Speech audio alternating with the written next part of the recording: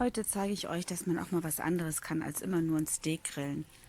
Ich hatte mir vor einiger Zeit mal so einen dicken Topf geholt und da kann man prima mit schmoren. Einfach ein bisschen Feuerchen machen und da drin habe ich jetzt schon Hackfleisch und Zwiebeln und Knoblauch. Ich zeige euch das mal. Und kleine Kartoffeln habe ich reingeschnitten. Schaut mal, da.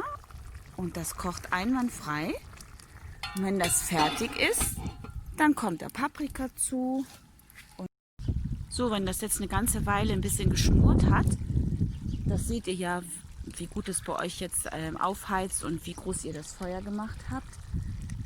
Dann kommen da jetzt Gewürze rein. Ich habe Tomaten, ganze Tomaten püriert und die kommen da mit rein und ein bisschen Brühe, bisschen Chili, Knoblauch. Das schütten wir jetzt alles damit rein. Und dann wird es nochmal umgerührt. Jetzt kommt da der Deckel wieder drauf und dann lassen wir das Ganze noch ein bisschen schmoren. Und ich denke mal so in einer Viertelstunde packen wir dann die Paprika dazu, Tomaten habe ich geschnitten und ein paar Kräuter, die kommen dann noch dazu. Schauen wir gleich mal rein. So, jetzt habe ich noch ein bisschen Tomatenmark dazu getan.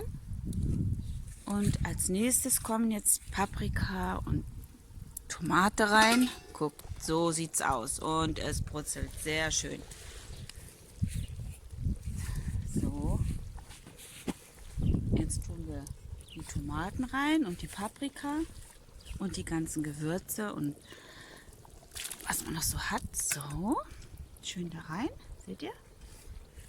Und das wird jetzt noch ein bisschen durchgekocht. So, während jetzt unser ganzer Eintopf da brutzelt am Feuer, habe ich schon mal meine Kräuter alle gehackt, ganz gemischt aus dem Garten.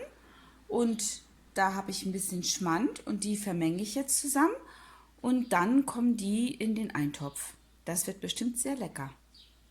Kräuter habe ich jetzt vermengt mit dem Schmand und Pfeffer und Salz. Und jetzt gucken wir mal, was der Eintopf macht. So, jetzt schauen wir mal, wie das Essen geworden ist. Ich nehme mal hier den Deckel ab. Es ist alles super heiß. Und wie ihr seht, sieht es sehr gut aus. Also mit Feuer, Holz, Kohle ist es wirklich eine riesen hohe Temperatur. Ich werde das jetzt mal umrühren. Und dann schauen wir mal. So, ich denke, wir können dann essen. Ja, es sieht sehr gut aus. Sehr, sehr gut. Alles gar. Wir essen dann. Ich zeige es euch gleich.